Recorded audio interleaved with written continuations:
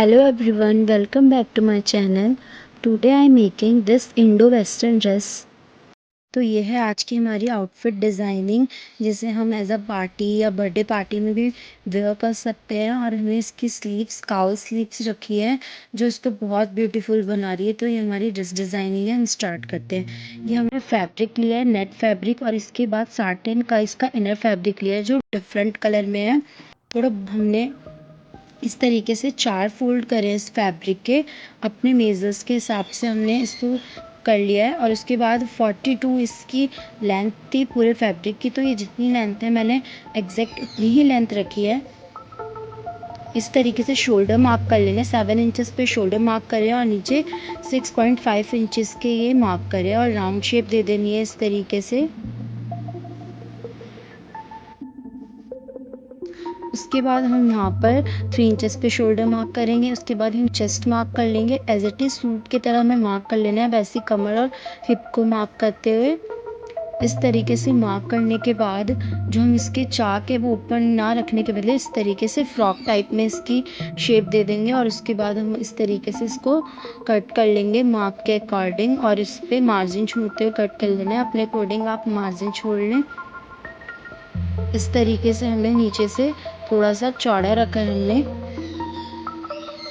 Then उसके बाद हम इसके इनर को कट कर लेंगे। इनर फैब्रिक इससे नेट फैब्रिक से थोड़ा सा छोटा रखा है, देख सकते हैं। उसके बाद इनर फैब्रिक को भी हम इसी से सेम कट कर लेंगे इसी तरीके से।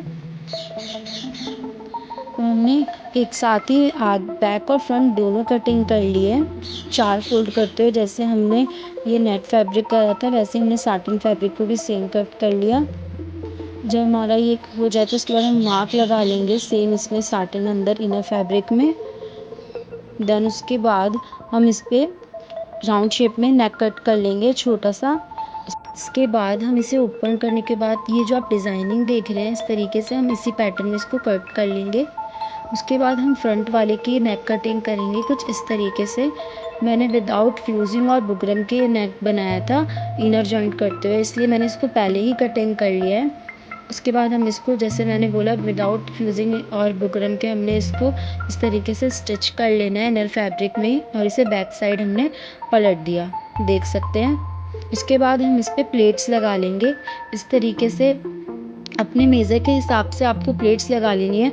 मैंने 7 to 8 इंचेस पे इसकी प्लेट्स लगाई थी, लेंथ इतनी थी। उसके बाद हम इसको इस तरीके से मार्क कर लेंगे अदर साइड भी चॉक को डार्क चला के। तो इस तरीके से मार्क करने के बाद हम इसको भी डार्क कर लेंगे और यहाँ पर हम प्लेट्स डाल लेंगे। प्लेट्स डालने के बाद कुछ इस तरीके का आया। उसके बाद आप देख सकते हैं जो प्लेट्स आगे ये शो हो रही है आपको कुछ इस तरीके की दिख रही है फ्रंट पे। और उसके बाद हम इस पर पैड लगाएंगे ये वाले। तो इस पैड के लिए मैंने डबल इनर ना लेते हुए मैंने इस पैड को पहले कवर करा है फैब्रिक के थ्रू। इस तरीके से मैंने पैड को कवर कर लिया है। इस तरीके से आप भी राउंड शेप में कवर कर लें। आप चाहे तो डबल इनर भी लगा सकते हैं, बट अगर कोई नहीं लगाते तो उसके लिए बहुत इजी है इस तरीके से करना। इस तरीके से आप कर लें। जब ये कवर हो जाए इसकी कटिंग करने के बाद हम इस पैड को इस तरीके से एडजस्ट करके रख लेंगे। पहले हम सेंटर पॉइंट पे इस पे सिलाई चलाएंगे। हमें अच्छे से टाँकी लगा लेनी है सेंटर पॉइंट पे बिल्कुल इस तरीके से। देन उसके बाद हम इसे इस तरीके से पलट लेंगे और उसके बाद हमें हर जगह पे छोड़ छोड़ के इस तरीके से टाँकी लगाते जाना है। आपको पूरे राउंड शेप में लगा लेना है, थोड़े थोड़े गैप छोड़ते हुए आपको लगा लेना है। पूरा राउंड में नहीं, इसको हल्का हल्का कहीं पर आपको 1-2 जगह लगा लेना है इस तरीके से राउंड शेप में। कुछ इस तरीके से आपको कर लेना है। एंड ये लास्ट टाँकी यहाँ पर लगाने के बाद ये हमारा पैड जो है इस पर अटैच हो चुका है। इस तरीके से लास्ट अब लगने के बाद हमारा ये पैड जो है अटैच हो गया। और इस तरीके से हमारी आगे सिलाई भी नज़र नहीं आ रही है, देख सकते हैं आप। तो इस तरीके से आप नेट फैब्रिक पे बहुत ईजिली पैड को अटैच कर सकते हैं विदाउट डबल इनर करते हुए, देख सकते हैं। अब हम अदर वाले को भी इस तरीके से कर लेंगे जैसे हमने ये फर्स्ट वाला करा है सेम ऐसे ही हम उस साइड भी इसको लगा लेंगे,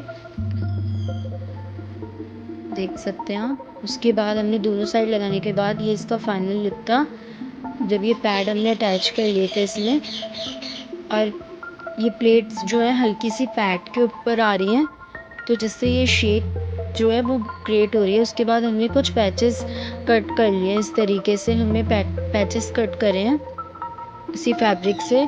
जब ये पैचेस हमारे कट हो गए, देन इसके बाद मैंने कुछ इस तरीके से एडजस्ट किया है, इस तरीके से इसको लगाया है कि इसकी जो प्लेट्स है वो भी कवर हो जाए, और वो प्लेट्स भी ढक गई है इसको लगाने से।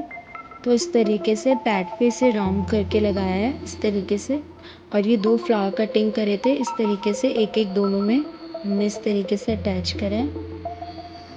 उसके बाद हम ये जो पैचेस हैं हम इसको पिन अप कर लेंगे, ताकि ये स्टिचिंग करते टाइम ये इधर उधर हिले ना। उसके बाद जब हमने ये पिन अप करे तो हम इसे विदाउट मशीन के हम इसे नीडल की हेल्प से स्टिच करेंगे, ताकि इसकी फिनिशिंग ख़राब ना हो।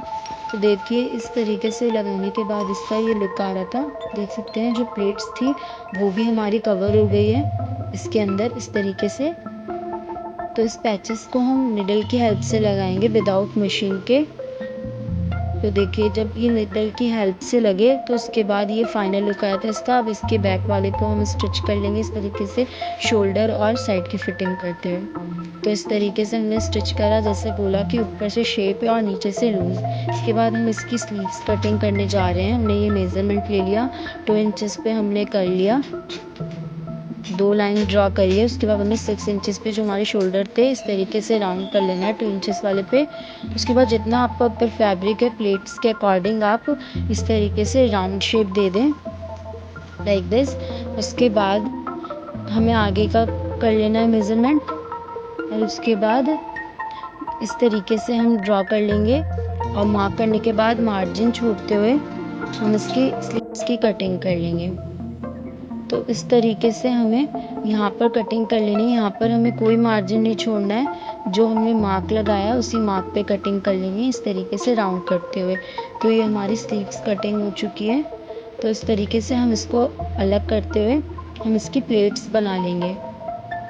तो इस तरीके से हम प्लेट्स बना लेंगे इसको हम पिन अप करते जाएंगे एक एक प्लेट्स बनाते हुए, ताकि ये खुले ना और हमें स्टिचिंग करने में भी इजी हो। इस तरीके से प्लेट्स बनने के बाद हमने पिन अप कर लिया इसको। अब हम इसकी प्लेट्स को स्टिच कर लेंगे।